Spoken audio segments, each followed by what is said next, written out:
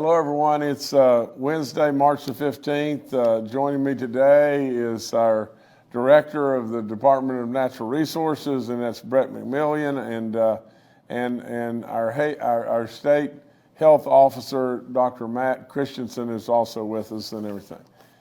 I'm going to just kind of move through these things where these folks can talk to you and everything. We got some really good stuff with them, but first thing is we have wrapped up the legislative session and everything. I think it was historic in lots and lots of ways. Without any question, the centerpiece of the session had to be the largest tax cut in history. I was absolutely delighted and everything. It worked out really, really well. You know, I started down the path of, and you know, many people thought, well, Justice is wanting 50% on his tax cut, and he only got 21.25, and that's not true. That's not true at all. Really and truly, what Justice was wanting was 30% the first year. We got 21.25, 10%, and then 10%. Really what we ended up with was 21.25, the ability to trigger to 10%, and to 10%, and to 10%, and to 10%, and to 10%, and to 10%. I think that gets it. But it's, anyway, you know, what we have now in place is the ability to trigger tax cuts that will take us all the way to the total elimination of our personal income tax. It's great, great, great stuff. We got a pay raise for our state workers. We got stipends for our retirees. We got a permanent fix on PEIA that I was happy with. You know, we got our budget all through, and there's lots and lots and lots more and everything. And I can remember like it was yesterday, the first year where we worked on a budget for, good gracious sakes of living, for in a special session, you know, beyond the regular session for 20-some days. I think it was like 27 days. And at the end of the whole thing, it all just blew up, and we almost went right back to ground zero. So this was a great, great, great session. I thank, you know, our Speaker of the House and all the House members and everything, you know, Roger Hanshaw. I thank, you know, our Senate President, President Blair, and all the senators and everything. Everybody really worked hard. Everybody pulled the rope together, whether it be our finance chairs on both sides, all the different people pulled the rope together in many, many, many ways. And lo and behold, look what was accomplished. It was unbelievable. And so, you know, I really do believe that this legislative session could go down in history as the greatest of all time. And that would be really good, because a lot of people put in a lot of work. All of us pulled the rope together, and all of us compromised and worked together. And I salute, you know, our Speaker, our President, and all those on both sides of the aisle, both sides of the aisle as well as in both chambers. So thank y'all so very, very much.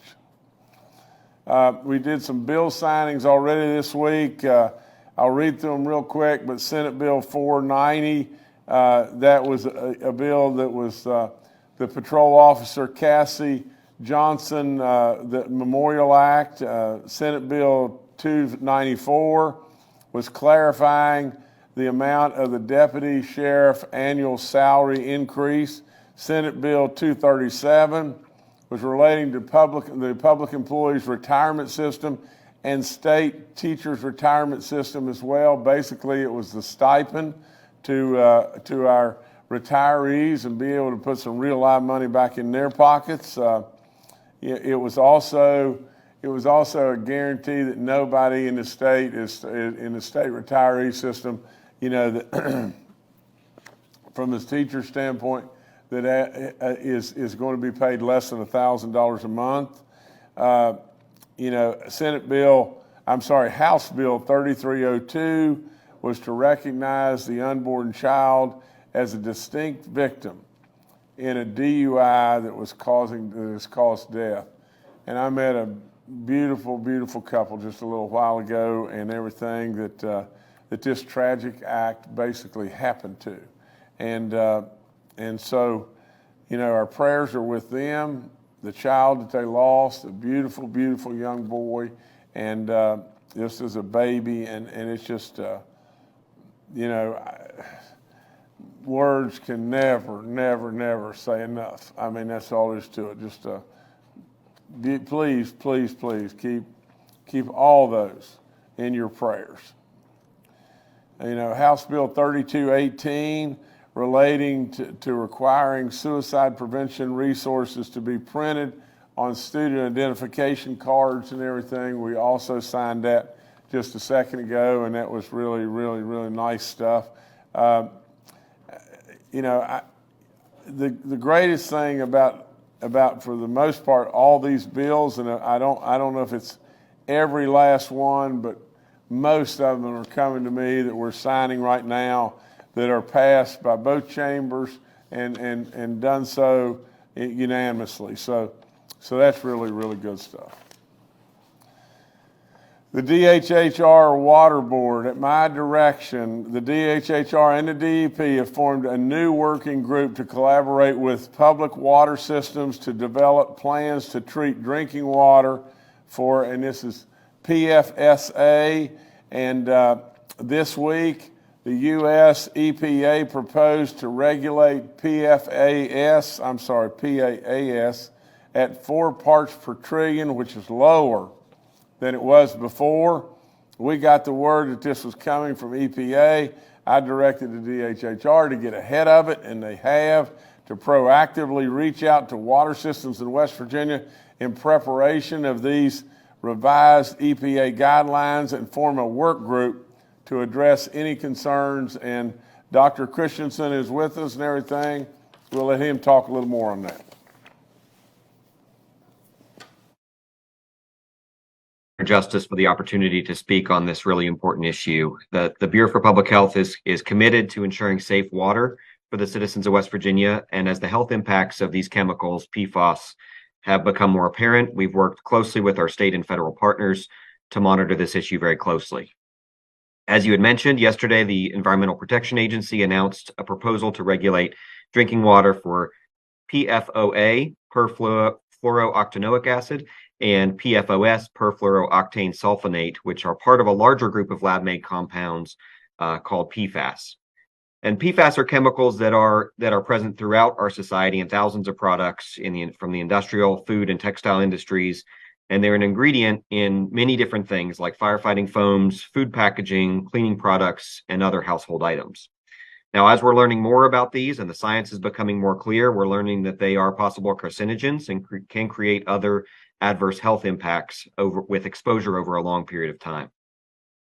Because of these health impacts, the EPA has proposed treating drinking water for PFOA and PFOS at the maximum contaminant level at 4 parts per trillion, and has recommended some calculations for 4 other PFAS chemicals in drinking water. At your direction, Governor Justice, the DHHR, and DEP have proactively reached out to water systems in West Virginia in preparation of these revised EPA guidelines, and have formed a working group to ensure that we're providing support to these water systems and provide a venue for communication about best practices in mitigation of these contaminants.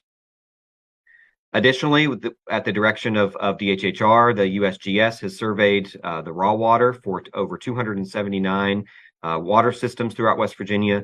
37 of those were identified as having levels of PFOA or PFOS in the raw water source, and results are pending currently on drinking water and will be shared as soon as they're finalized by the U.S. Geological Survey. The EPA has also recently announced that West Virginia will be in receipt of more than $18 million in federal funding over 2 years to address these contaminants in drinking water. And this money can really be used for a wide variety of activities like research and testing, treatment, source water control, restructuring or consolidation, technical assistance, among many others.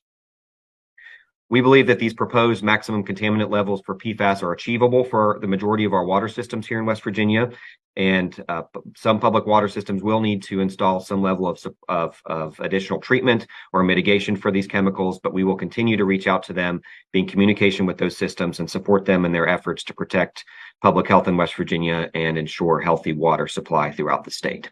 So thank you, Governor, for your leadership on this issue, and we look forward to continuing to work with local water systems in addressing these issues. Thank you.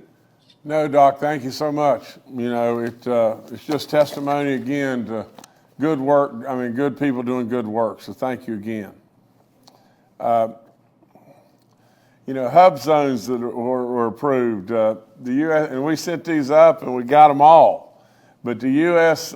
Small Business Administration formally approved my request for Boone, Clay, Hampshire, Monroe, and Preston counties to be added to the governor-designed hub zones. So that'll help a whole lot, you know, in historical, you know, business areas that will just bring more and more opportunity to these counties and everything. We are one of the first of 10 states that have expanded this program, and that's good stuff. And so for Boone, Clay, Hampshire, Monroe, and Preston counties, more good stuff is coming to your county and everything, and more opportunity to see how you take advantage of this. Okay, here's something that you've got to pay really close attention to me about. You know, if we just go back to last year and just think, this is about people speeding through work zones. And you know, our folks are working there every day. You know, we passed a Roads to Prosperity program, and we've done many other things to make our roads better. People that want to come to West Virginia need to have or need to be able to say, we're coming because in many ways, they've really cleaned up their act in regard to their highways. Building new highways, building new bridges like crazy, absolutely taking care of maintenance and everything. You got a lot of orange cones and you got a lot of people working. Get this, in 2022, there were 800 crashes in the work zone areas, and 8 people died, and 276 were injured. Now, come on. We can do a lot better than that.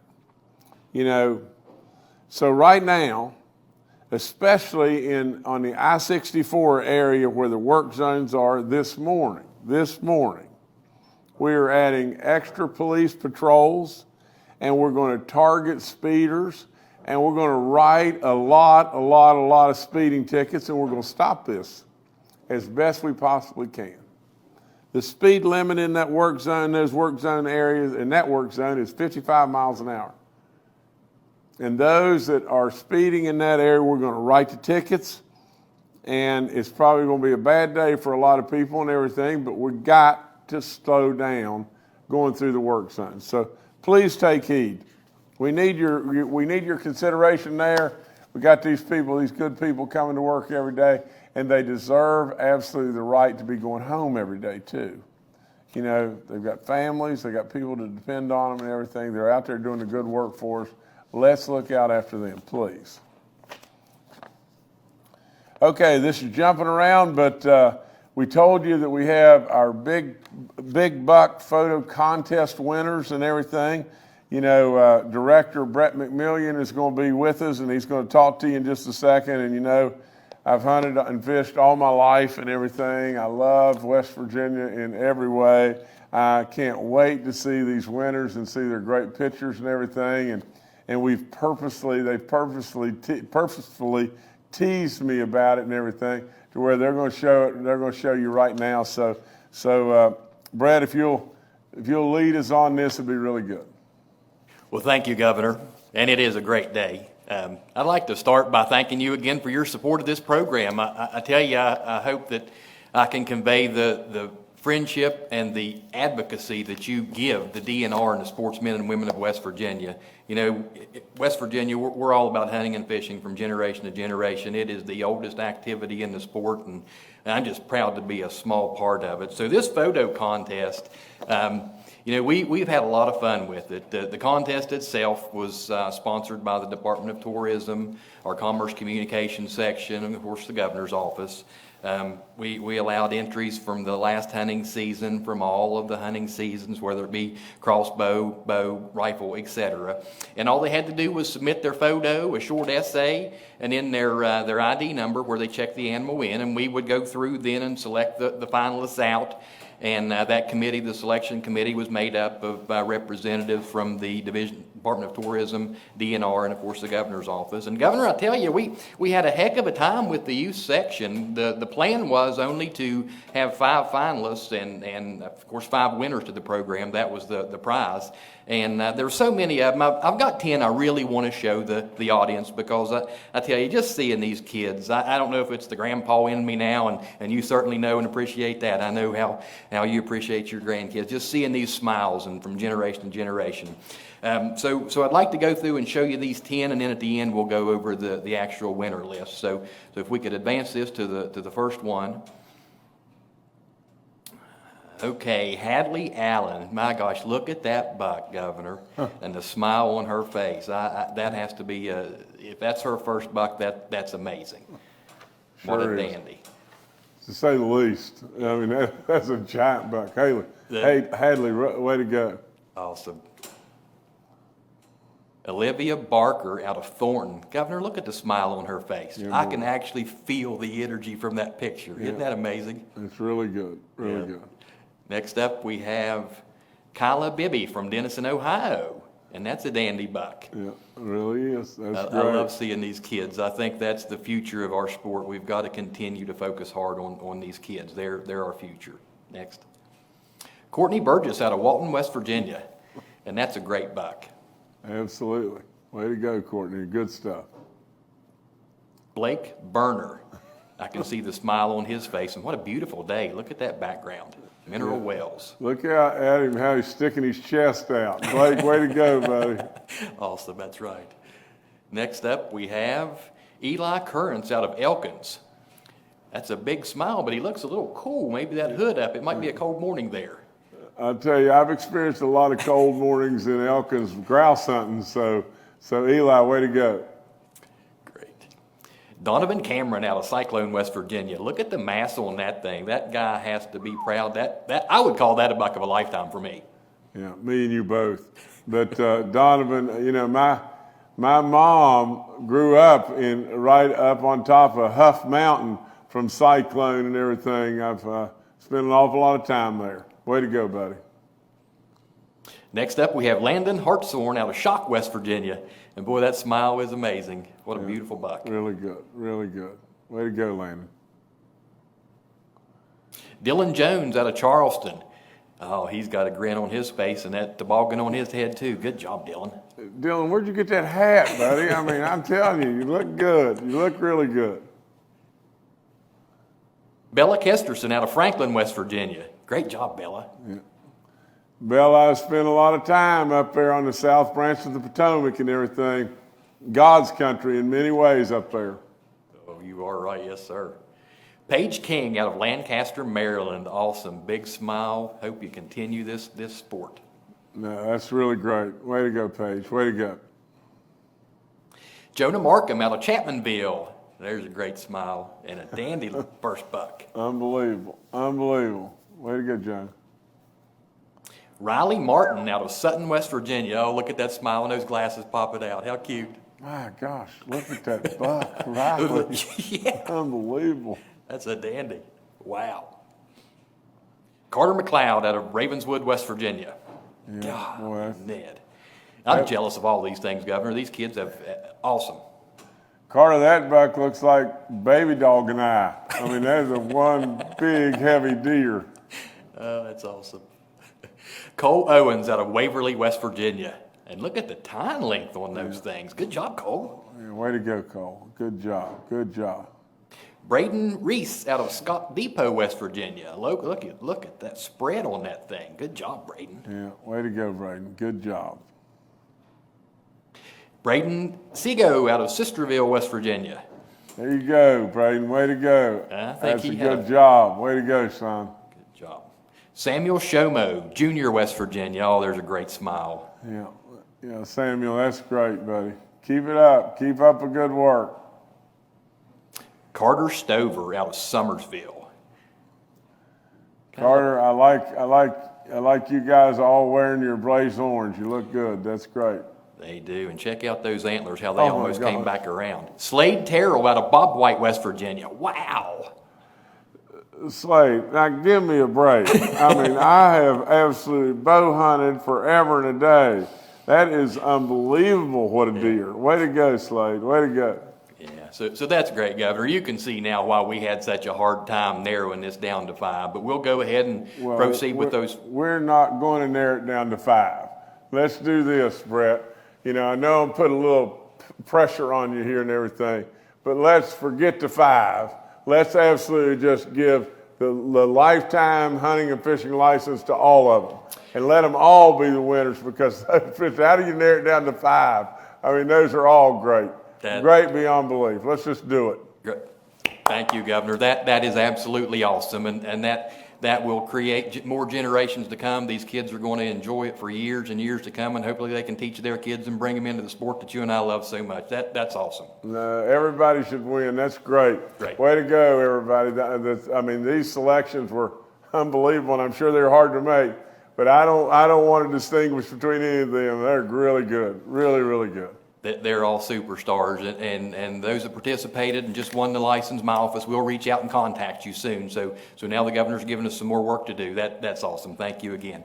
So Governor, next up we'll get into our adult division, and we have 5 finalists, and each of those finalists can choose between the lifetime license or a 2-night stay at one of our state forests, depending on which option they so choose. So we'll roll forward with the adult division, and our first is Stephen Booth. And that picture is just absolutely beautiful. Look at the West Virginia hollow in the background, and that big old buck, and that is West Virginia right there. Yeah, sun coming up and everything. It's really pretty. Really, really pretty. Good job. Or going down. I don't know which one. could be either way. You are right. Yes, sir. Good job, Stephen. Next up, Vanessa Dillon. Great buck. Yeah, Vanessa, that's really, that's a terrific buck. Way to go. Next winner is Kevin Corzin out of Romney, West Virginia. Yeesh.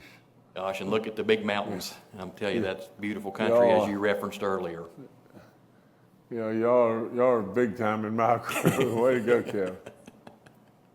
That's awesome. Madeline Nelson, Marlinton, West Virginia. That is an absolute great photo, and look at those antlers. What a buck. That is really that's especially in Marlinton and that area and everything, you know, where you don't have all the farmland and everything. It's really terrific buck. Terrific. Jordan Peterson out of Youngstown, Ohio. There's a bow kill and a dandy laying on the ground. Sheesh. Yeah, I don't know how you get it out of the woods, but I'm proud of you, Jordan. That's right. Okay, great. So those are the 5 winners that we have in the adult division, and you folks also, my office will be in contact so you can select your prize, whether it be that lifetime license or that 2-night stay at one of our great state forests. So Governor, I thank you again for your support. What you did by adding those extra 5 lifetime licenses is huge. It's awesome to have a governor that is so supportive and not afraid to show how much he loves our state and the citizens that partake in our outdoor activities. Thank you. Well, Brett, thank you for all you do and all the people around you and everything, and the DNR and everything is just amazing the work you do every day, and really and truly, if we can't encourage our kids and absolutely want more and more and more of them to start learning and enjoying the outdoors like we did, then we're not much. So it's a big honor for me to be able to help out a little bit. Thank you.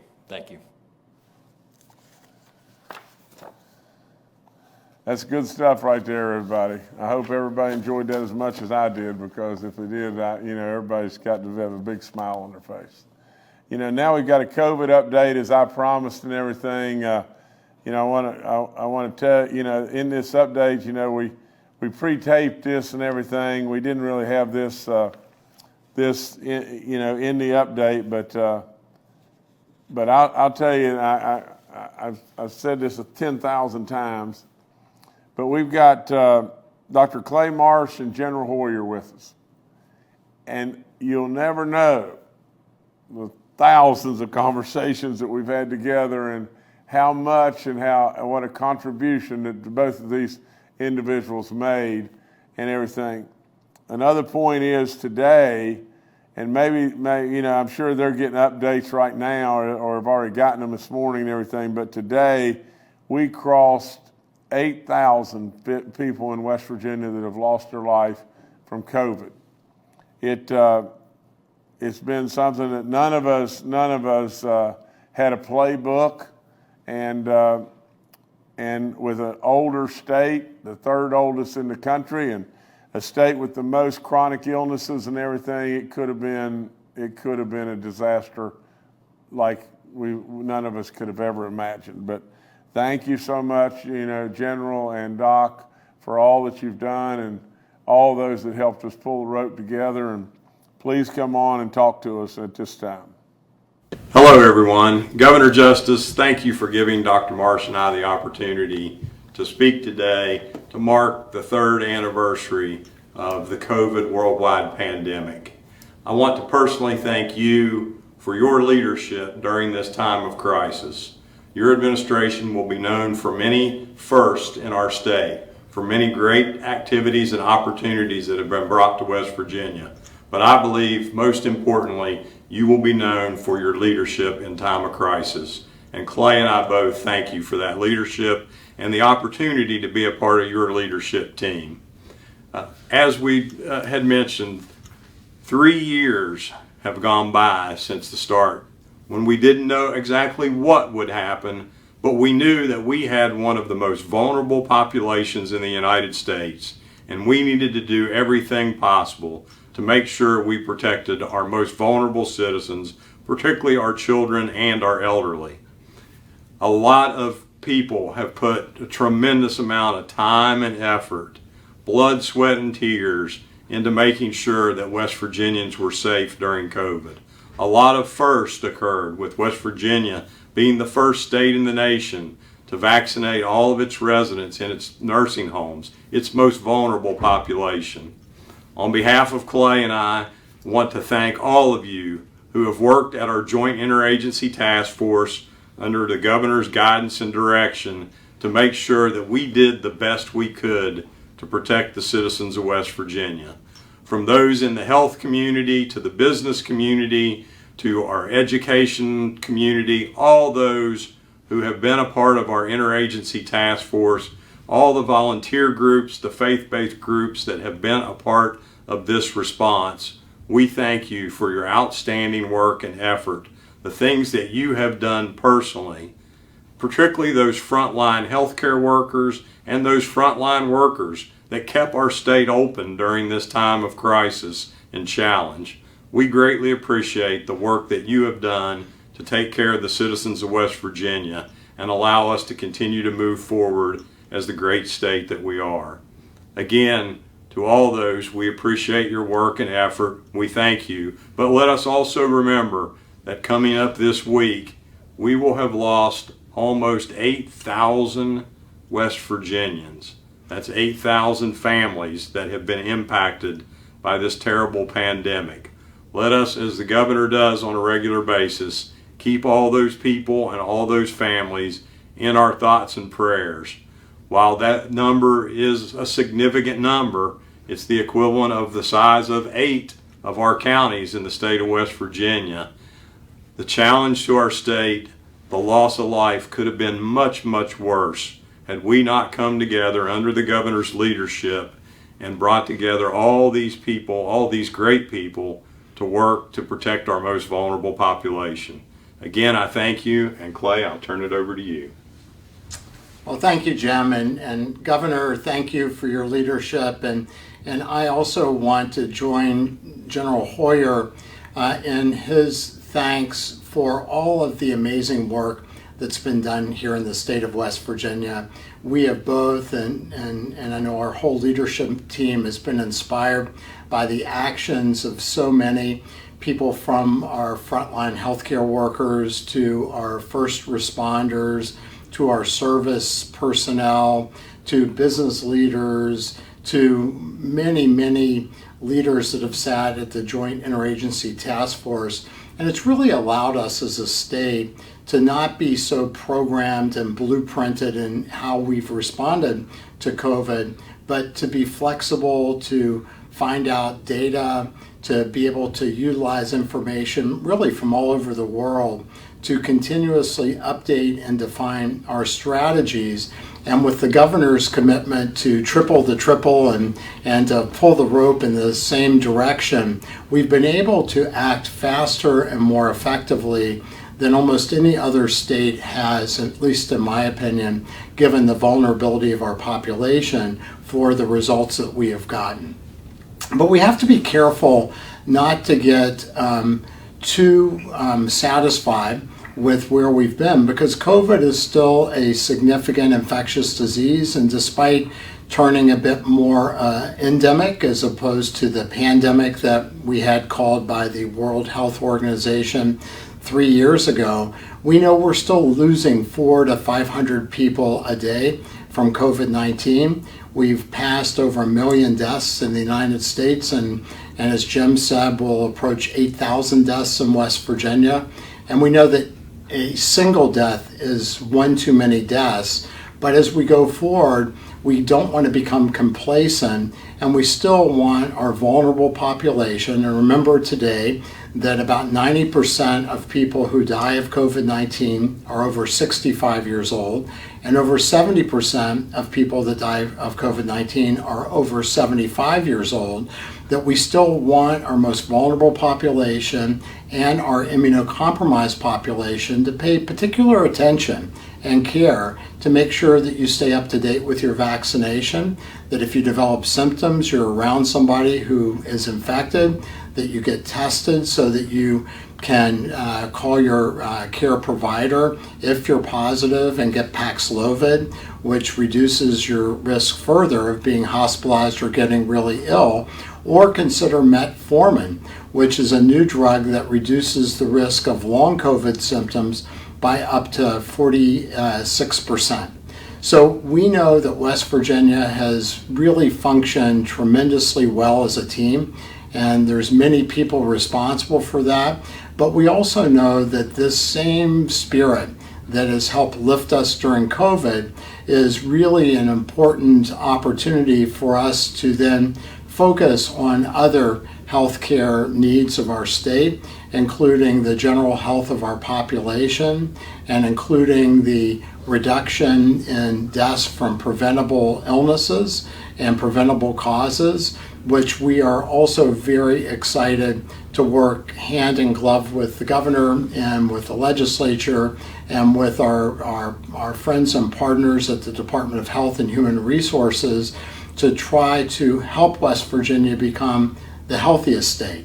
And while maybe that's a fairly significant distance to run for some people, I think we've demonstrated in our COVID-19 response that we have a very smart, sophisticated populace and leadership team, and we know that if we put our minds to something as a connected, committed state, then we can be highly successful at anything that we choose to do.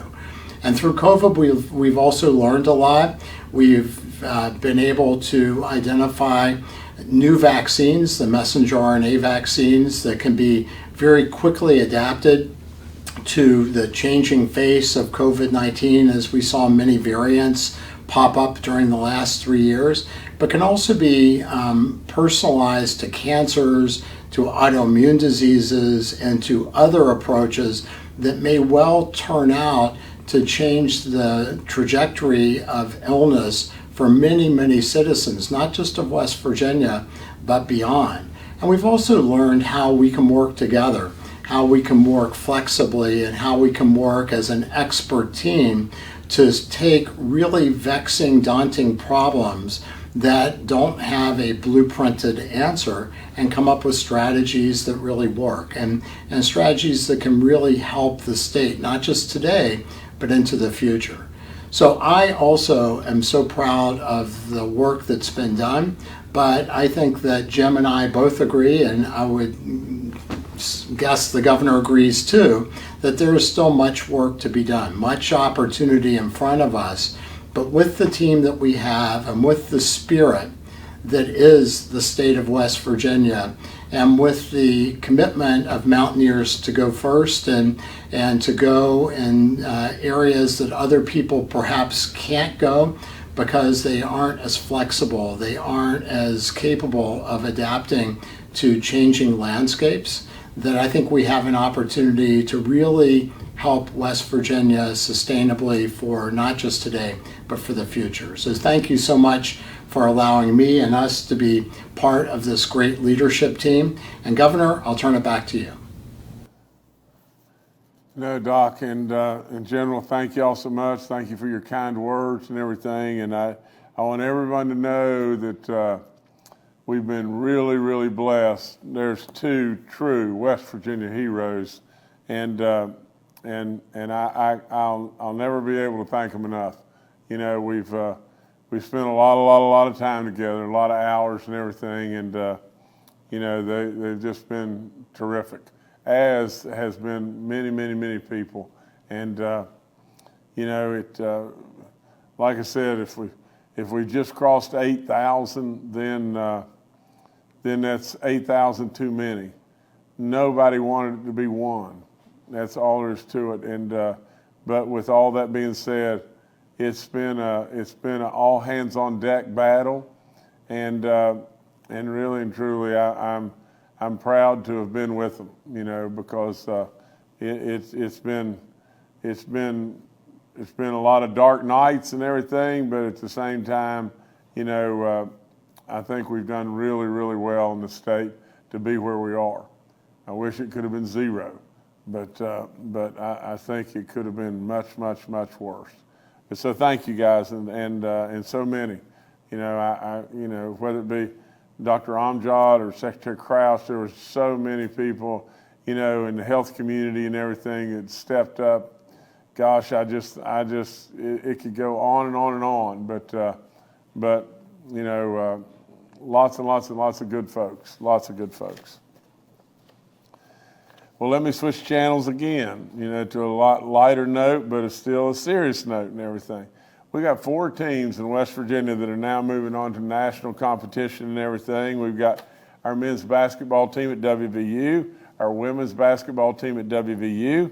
We've got Glenville State University's women's basketball team and West Liberty University's men's basketball team. And we congratulate all these schools and everything, and we wish them the very best. We're going to watch their progress as they go through this tournament. We hope to goodness, you know, that they just continue to knock people off, and we just become more and more proud of what they've done and everything. And I can tell you that Baby Dog has filled out her NCAA bracket and everything, and I guess we'll put that up online and everything. But Baby Dog's pretty good now. That's all there's to it. You know, so you better watch and maybe take a little bit of heed there, you know. But again, we congratulate everybody. It's a terrific time of year. We congratulate all the coaches and everything, and wish them the very, very best along with their players. And so make us proud. You already have in every way, and we could not be more proud than the fact that we've got 4 teams moving on. It's really good stuff. That's all I've got right now. Thank y'all. All right, thank you, Governor. We'll now go to Charles Young with WV News. Hi, this is Charles Young with WV News. Governor, I know you've recently been discussing the possibility of calling a special session specifically to address the corrections officers and the issues that we have there. Is that the only issue you would be putting on the call? I know when I spoke to you a couple weeks ago, you had said you were already thinking about further income tax reductions. I know you said that might be further off, but is that something you might want to combine into one session? Thank you. Charles, I don't think we can do the further income tax reduction this quickly and everything, but what we can do in regard to that is just this. Let's just wait to see how we do through the summer and everything. It may be early fall before we could contemplate something as far as making another reduction in the state income tax. But that's there, and if we move that way, and we've got triggers in place that'll trigger and move us right along in regard to that as well. But in addition to the triggers, if we just see that we're just continuing to knock it out of the park in every way, and we can do something that would further reduce the income tax to our citizens and everything, and put more money back in the pockets of hardworking West Virginians and drive the possibility of more and more and more growth. The more we do, the more people will come.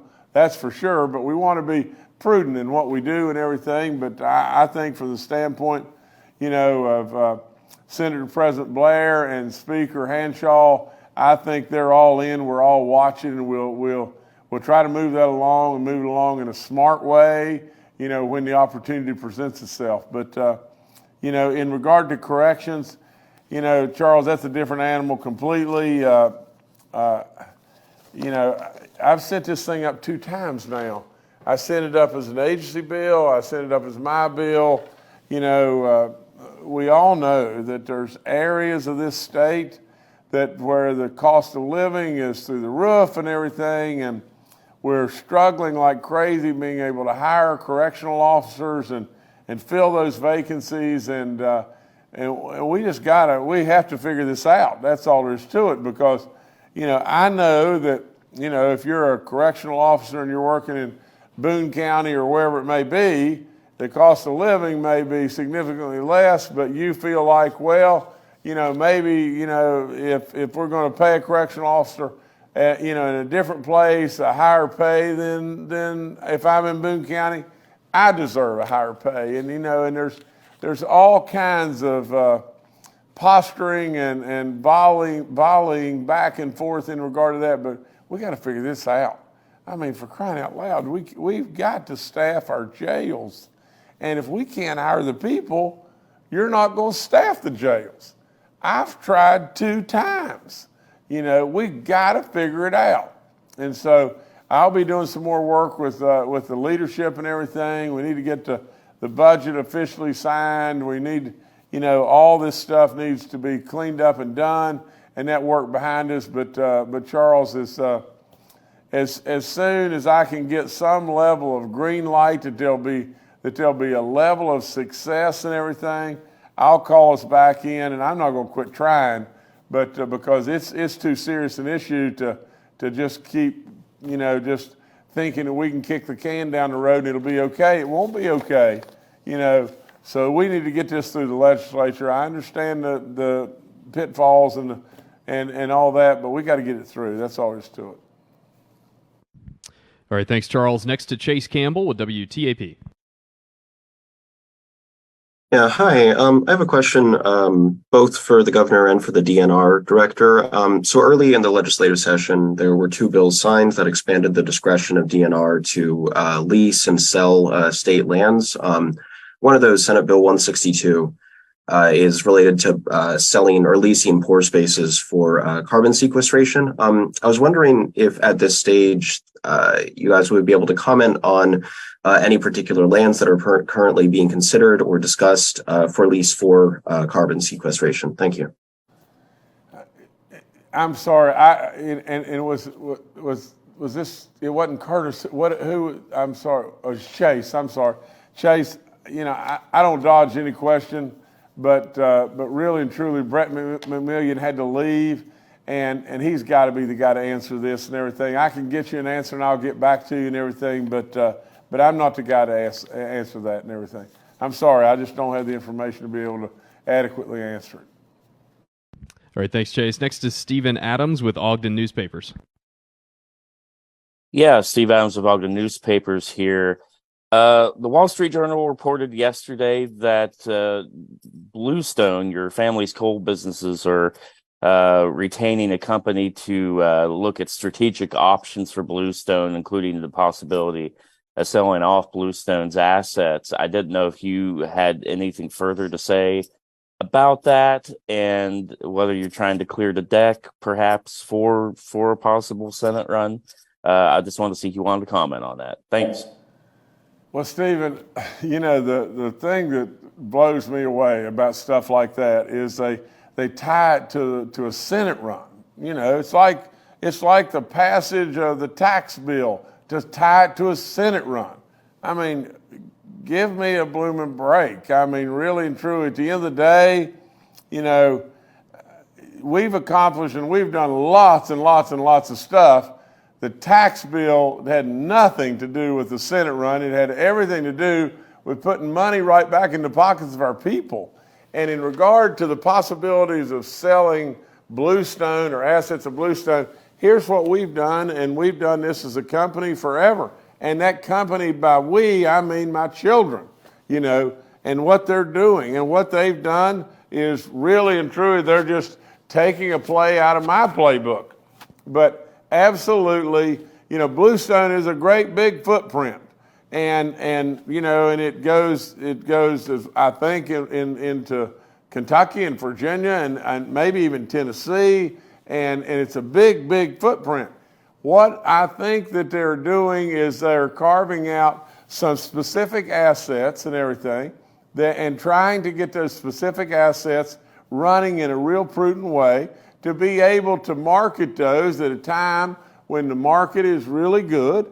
And if they can pull that off and everything, that lowers their debt load, if not eliminates their debt load, and that just makes things better in their lives and everything. But that's what we've done.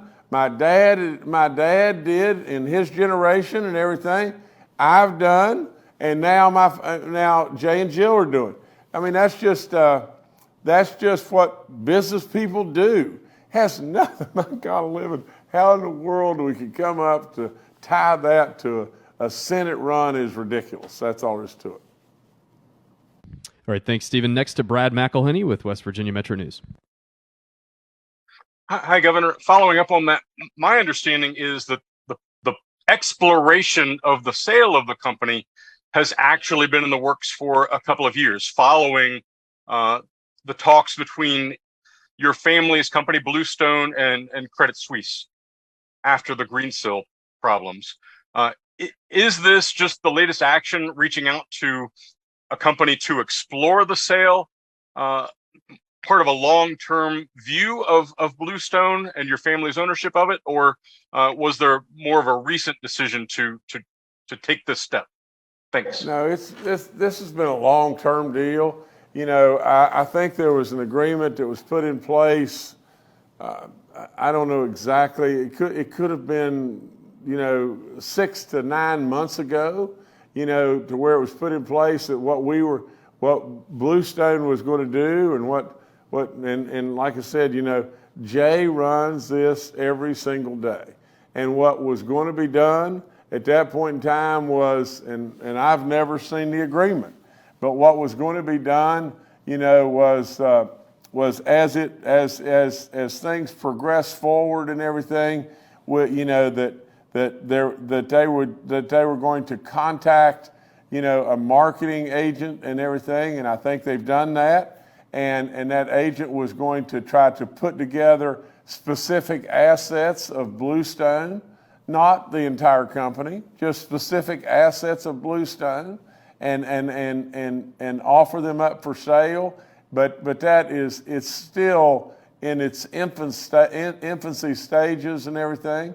I think if that were all put together, it would probably be put together, in the months ahead and everything. If things, but probably this is still months and months and months and months away.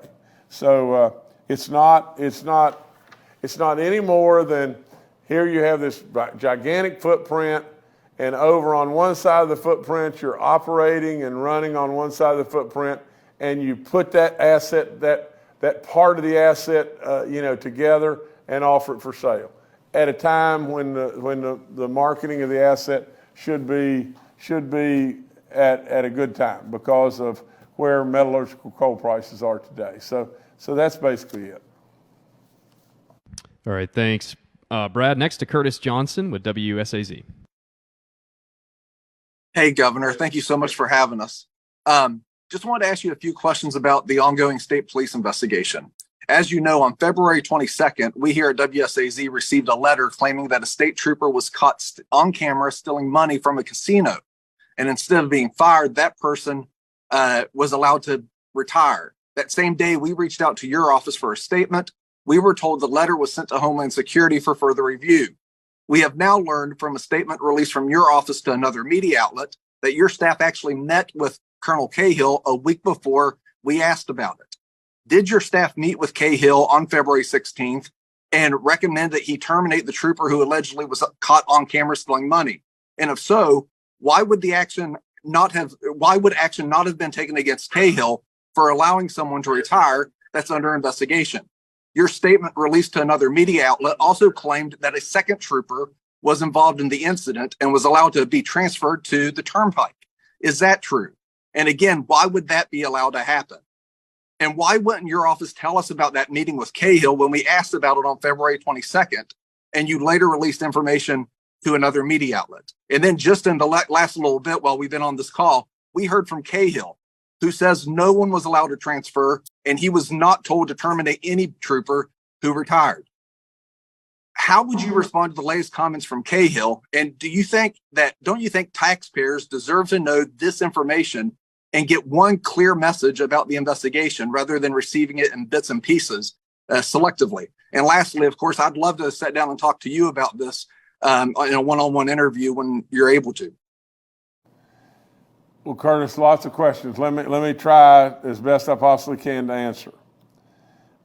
You know, I have very, very, very concerning, I don't want to necessarily say grave, but really concerning, views about what has happened and what is going on with the state police. Now, I want us to all remember that we look upon those people, and those people run to the fire every day and everything, and we should be admiring of those people. You know, right now, I'm trying to hold my tongue and absolutely be professional and respectful to allow the investigation to be completed. The investigation, I'm told, is going to conclude. I've been told that it will conclude this week. Most things, take a little extra time. But I am told the investigation is right on the cusp of being over. With that, and when that happens and everything, I promise you, you don't have to worry about from my side, Curtis, at all. I will take immediate action. That's all there is to it. I have absolutely tried to be respectful of others and let the investigation be completed. I am not going to comment on Jan Cahill at this time. I do not understand a lot of the things that, directions that we're moving and statements that are said and this and that from the standpoint of that meeting that you're referring to with my people and everything. I do know a little bit about that meeting, from the standpoint of knowing what happened with the officer at the casino and everything. Just to tell straight up, and Curtis, I'm that guy. Really and truly, if what had happened there, and I've not seen the tape myself at all, but if what happened there is an officer, I don't care if you're a captain or 18-star general. If you've stolen money, then just backing away from that and not termination, that's not what I would do. That's all there is to it. I would think that that officer should have been terminated if that be the case, and terminated right on the spot. Because there's no leeway, there's no nothing in regard to that and everything. And so with all that being said, I realize that there's termination requirements and law and all that you've got to go through, and there's steps that you have to go through, and people can file grievances and everything else. But Curtis, I'm really just the guy I'm telling you. Really, if we've done something that is of that magnitude and people broke the law, then we should have acted on it, and we should have acted, in my opinion, exactly like that I've said. And as far as any comments about Colonel Cahill and everything, Jan's been a friend, and I hope to goodness that the investigation comes in differently than I think it's going to come in, but I don't think this is going to be a good day for several folks, once it's completed. All right, thank you, Curtis. Next to Mark Curtis with Nexstar Media.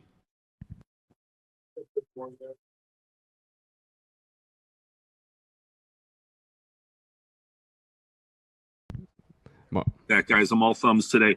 Governor, I want to circle back to the corrections issue right now. We did a report the other night comparing the salaries, the average salaries of all the neighboring states in the federal system. And right now, for example, the average salary of a corrections officer in West Virginia is $36,000 a year. And the state pays a lot of money to train those officers. They can go across the border, or they can go to federal corrections institutions in this state, which I believe there are 7, and they can automatically boost their salary to $55,000 a year. That's a $19,000 increase. They can go to Maryland for $44,000. They can go to Pennsylvania for $44,000. Just about everybody is higher than us. And how do you stop the hemorrhaging of those employees? You can't begrudge them for wanting to make another 19 grand more by going to the federal system, or maybe $8,000 more by going to Pennsylvania and Maryland. Isn't the key to this is to boost the base salary by $10,000, which was in a bill that didn't make it through? Mark, you're singing the choir. I mean, that's all there is to it. I've tried now for 2 years, and I don't know why we can't get something across the finish line.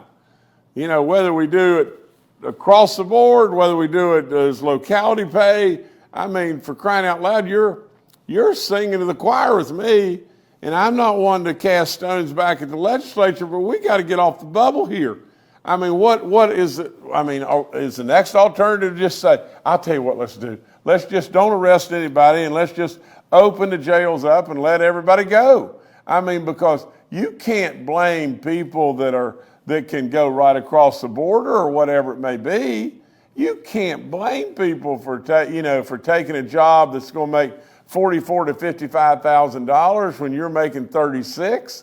How in the world? I'm a real believer, and I've believed this in running businesses forevermore. If I had an employee and they came to me and they said, I can better myself by doing this and everything else. Well, if I can't do what another employer is going to do, my words to them would always have been, I'm happy for you, and I wish you the very best. That's America.